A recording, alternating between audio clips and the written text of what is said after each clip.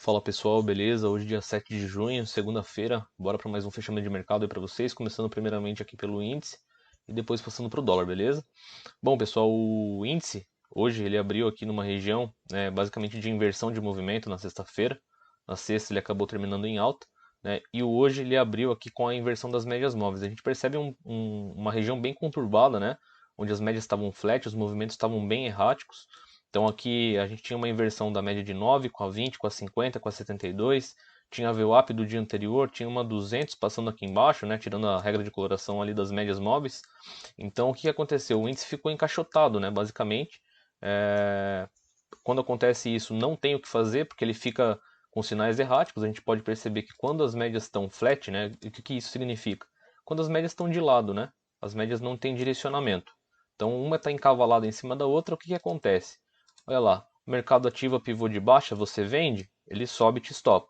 Aí ele rompe as médias com candle de força, você fala, ah, olha lá um fundo duplo. Aí você vem aqui e compra, ele cai. Aí depois ele sobe de novo, né?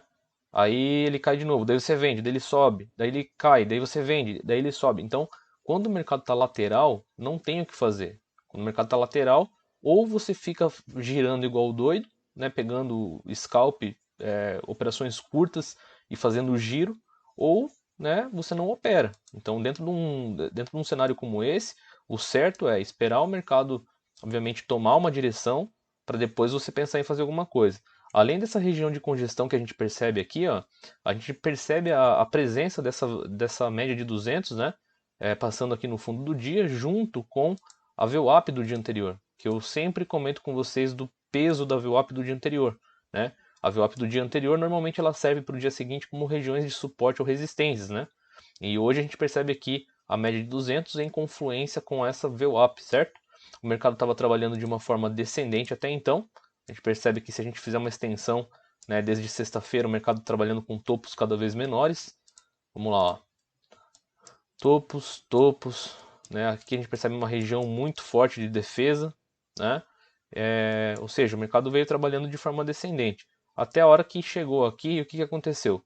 A gente percebe que o mercado deixou esse fundo e esse fundo maior, certo? E aí quando ele fez essa estrutura aqui, pessoal, e rompeu, que ele deixou? Ele deixou dois fundos maiores. Quando ele rompeu essa região, ele ativou um pivô de alta, ou seja, se o mercado estava trabalhando de forma descendente e lá no final do movimento, numa região de confluência, ele vai lá e ativa um pivô de baixo, isso significa o quê? Muito provável que vai ocorrer uma inversão de movimento. E até então o movimento estava descendente, logo você espera que o mercado faça o quê? Vire para cima, certo? Então, nesse caso, se a gente trabalhar com esse cenário aqui, ó, até intraday, tá? Eu vou desconsiderar aqui os topos de sexta, pegando apenas a extensão de hoje, tá? Se a gente fizer isso daqui, ó, a gente percebe que o mercado estava trabalhando de certa forma numa bandeira, né? Num canalzinho de baixo, melhor dizendo, vai? Um canalzinho de baixo. Beleza? Por quê? Porque o mercado está subindo, então esse movimento aqui, pelo fato também de ter alguns dias ele não vem encostando na 200, né? Hoje as 200 acabou chegando perto. Ele veio de forma descendente, ancorou na 200, ancorou na VWAP, fez o pivôzinho. Ah, Adriano, mas aí não tinha entrado.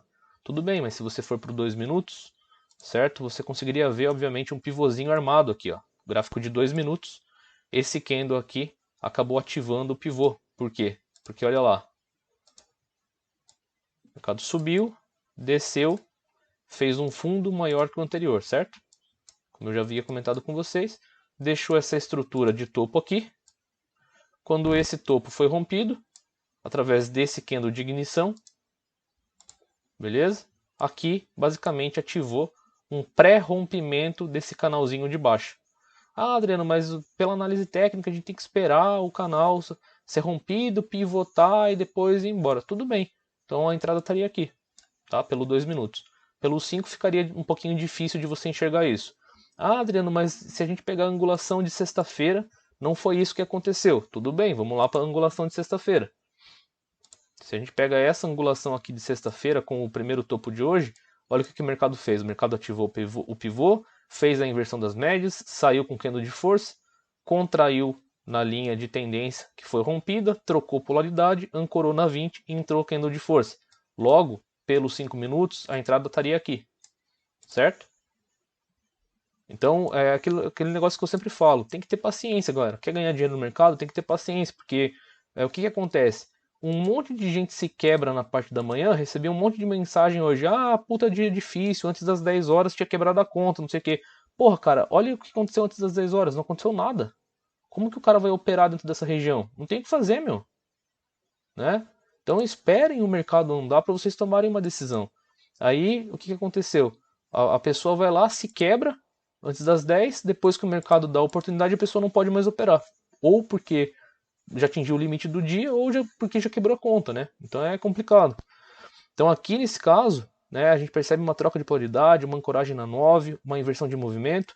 E aqui também acontece o que eu sempre falo para vocês, né, aquilo que eu falo que é a recuperação em V, né, que é o espelhamento. A gente tinha um topo isolado aqui, o mercado simplesmente caiu reto, subiu reto e passou esse topo, ou seja, ele fez o movimento em V, né? A gente percebe que caiu reto, subiu reto, rompeu o topo.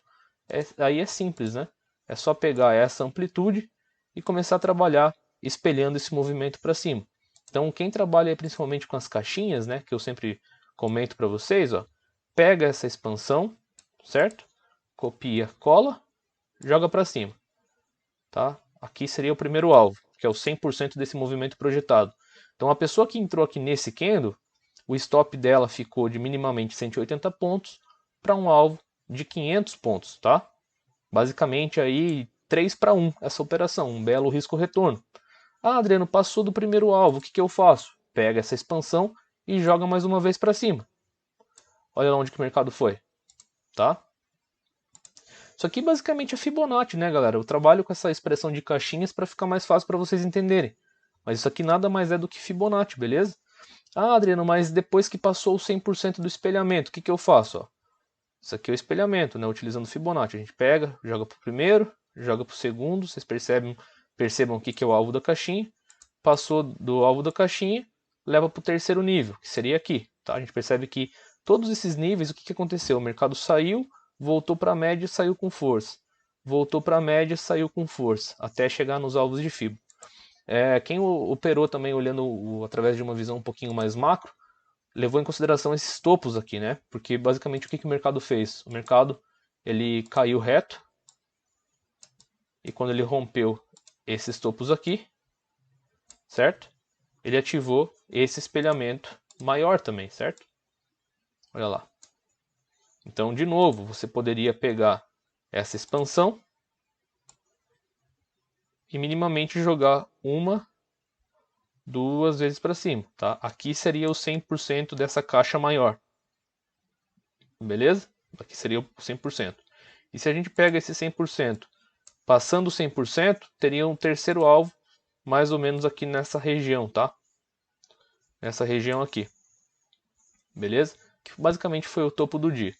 Independente disso, né, essa região em comum gerou o quê? Gerou uma região de pressão aqui em cima, certo? Então aqui é o terceiro alvo do nível de Fibonacci, mais esse Fibonacci maior que eu acabei de mostrar para vocês. Aqui a gente já começa a perceber o quê? Muita defesa, né? Ó. Muita defesa. E principalmente o mercado em tendência, ele é caracterizado pelo quê?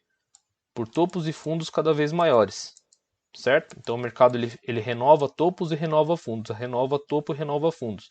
Topos cada vez maiores, fundos cada vez maiores. Quando que acontece uma inversão de tendência? Quando o mercado ele falha topo e arma pivô de baixo, né? Que basicamente foi o que aconteceu aqui, ó, né? Esse topo foi menor que esse topo. E quando ele perdeu esse fundo aqui, ele ativou o pivô de baixo, caracterizando a inversão de movimento. Beleza? E aí, graficamente falando também, ó, deixa eu até apagar aqui para vocês verem. O mercado basicamente caracterizou aqui uma deriva, né? Porque ele fez a explosão e depois subiu de forma exaustiva, né? Vamos dizer assim. Que basicamente ele fez um canalzinho aqui, ó, canal de alta depois de um movimento forte, certo? Adriano, isso daí é uma bandeira, não tem nada a ver com bandeira. Bandeira é figura de reversão de movimento, de continuidade de movimento, desculpa. A deriva que é figura de reversão de movimento. Né? Bandeira é uma correção e deriva é uma continuidade. Só que daí quando a deriva é rompida, vou desenhar aqui para vocês. Ó, bandeira no caso seria isso daqui. O mercado faz uma expansão, aí ele faz a bandeira, que é uma contração de movimento, e depois dá continuidade no movimento, certo? Então isso daqui é uma bandeira, uma figura corretiva para depois dar continuidade no movimento.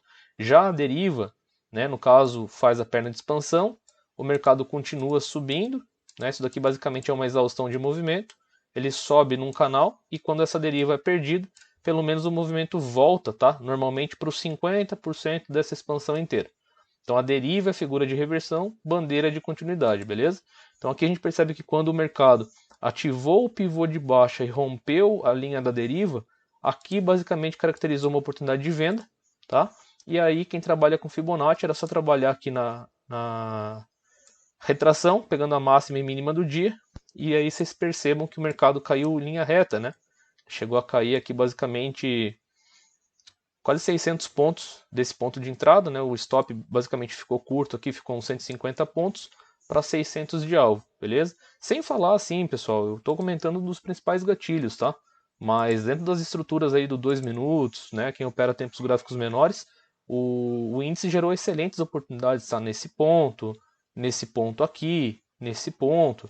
Então, por mais que a pessoa não pegou uma única operação muito longa, se a pessoa acompanha esses tempos gráficos menores, com certeza ela pegou boas operações com risco-retorno excelentes, tá? Stop, por exemplo, de 100 pontos para 500 pontos de alvo. Né? O 2 minutos gerou uma oportunidade dessa aqui, mais ou menos, tá?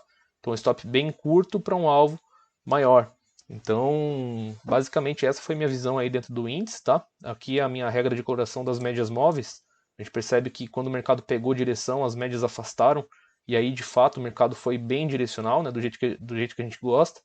E falando um pouquinho do dólar aqui, o dólar basicamente fez um movimento bem complexo aqui pela manhã também, porque o dólar já está vindo de um tempo, né? Só está caindo. E na sexta-feira ele deixou aqui um fundo pra gente. A gente percebe aqui uma região de fundo, né? Uma região de defesa. E aí o que aconteceu? O dólar abriu acima desse patamar no dia de hoje, certo? Ele abriu aqui, tentou subir, ancorou na 50 que estava descendente, né? A gente percebe 9, 20 e VWAP estavam flats, a 50 estava descendente. Entrou defesa vendedora. Ah, Adriano, como que você percebe defesa vendedora? Porra, olha o tamanho das sombras aqui, né? Sombra, sombra, sombra, sombra, sombra, sombra. Então, pelos 5 minutos, não dava para fazer muita coisa.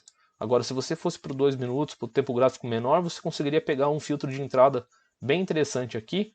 E quando o dólar, basicamente, ele perdeu essa região de fundo, ó, aqui, ele ativou o espelhamento intraday. Por quê? Porque ele subiu reto e caiu reto. Ó. Ele subiu reto e caiu reto. Então, isso daqui foi uma recuperação em A, né, que eu falo para vocês. Então, a gente trabalha com esse topo, com esse fundo, expandindo isso daqui para baixo, daria alvo exatamente aqui, ó, pegando Fibonacci, ó, esse topo, esse fundo, simplesmente espelhando o movimento.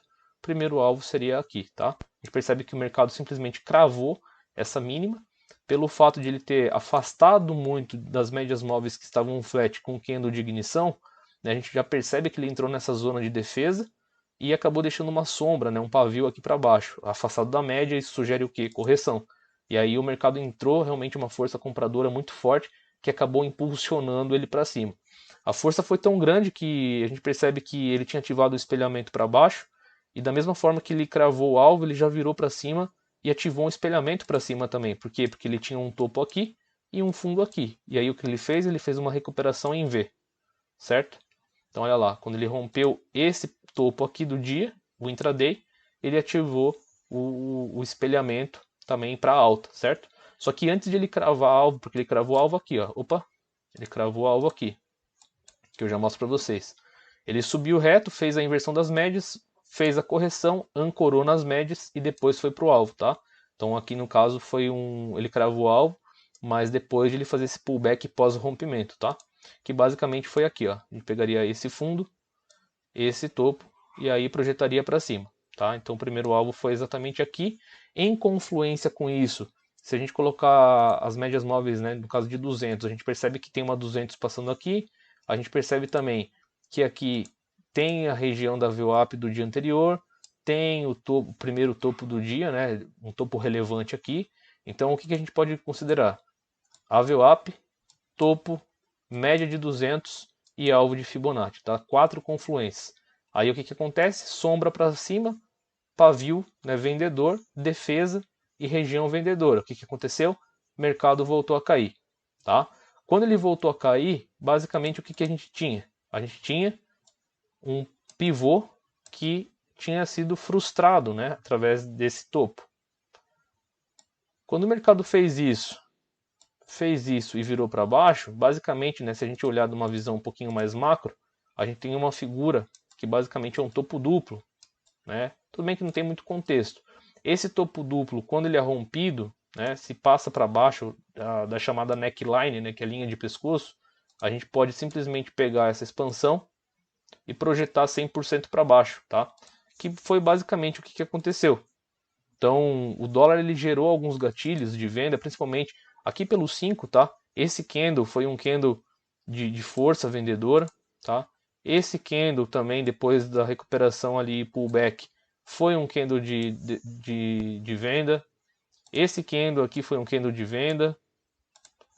Esse candle aqui foi um candle de venda. Então, o dólar gerou bastante oportunidades para venda, tá? Depois desse movimento. A grande questão é que você precisaria olhar o tamanho do stop para ver se estaria dentro do seu gerenciamento de risco. Mas quando o dólar ele perdeu essa referência, o que você poderia fazer? Você poderia pegar esse range, que basicamente é aquilo que eu falo para vocês, né, das caixinhas. Você poderia pegar esse range aqui. Quando ele perdeu esse range, né, a gente percebe que ele voltou, trocou polaridade, ancorou na média e virou para baixo. Então aqui seria um excelente gatilho de entrada, principalmente se você copiar e colar isso daqui para baixo, ó, a gente percebe que foi simplesmente cravado o alvo. Então ficaria, claro, se você não tivesse entrado aqui, né? Se você tivesse entrado aqui, você colocaria um stop aí de uns 7 pontos mais ou menos, para um alvo de 21 pontos. Então geraria aí um risco-retorno de 3-1 de forma positiva, o que é excelente, né? Então a gente percebe que entre máxima e mínima, o dólar também tinha afastado muito da média. Cravou o alvo de Fibo com um candle de ignição, entrou o pavio, né, para baixo, mostrando defesa compradora, afastado da média de 9. O que aconteceu? O mercado recuou. E aí, se você pega, por exemplo, Fibonacci, entre a mínima e máxima do dia prévio, né, o mercado que estava muito esticado, ele simplesmente fez uma correção para onde? Para os 50%. E aí, quando entrou os 50%, né, que é aquilo lá que eu falo para vocês, região de defesa muito forte, 50 e 61,8. Né? Aqui a gente percebe uma troca de polaridade, ó. Tinha esse fundo aqui isolado. Se a gente faz a expansão, olha lá, tá? Trocou polaridade. Então a defesa compradora aqui se torna uma defesa vendedora, tem a região da VWAP em cima, o mercado fez uma correção. Só que aqui para o final da tarde, tá, galera, o mercado acabou ficando, de certa forma, congestionado, né? Ele trabalhou num range, as médias móveis a gente percebe aqui que não tem direção nenhuma, né? Da mesma forma que tem pavio aqui para baixo, tem pavio para cima, né? As médias móveis estão juntas, não tem direção, não tem inclinação. Então isso significa o quê? Significa que você não tem absolutamente nada para fazer, certo? Então o mercado ele ficou errático, a gente percebe médias muito próximas, muito sem direção, né, de lado. Então isso acaba dificultando, que é aquilo que eu falo para vocês, média flat, o mercado da venda você vende, ele sobe. Ele dá compra, você compra, ele cai. Então tem que ficar fora dessas regiões, tá? Quando que é bom de operar? Quando as médias estão distanciadas uma das outras e direcionais. Aí você pega os candles gatilhos, entra e simplesmente projeta Fibonacci, tá? Uma das formas mais simples aí para se ganhar dinheiro no mercado. Beleza? Então essa foi a minha visão aí do índice do dólar. Espero que vocês tenham gostado. Vamos para cima e a game porra.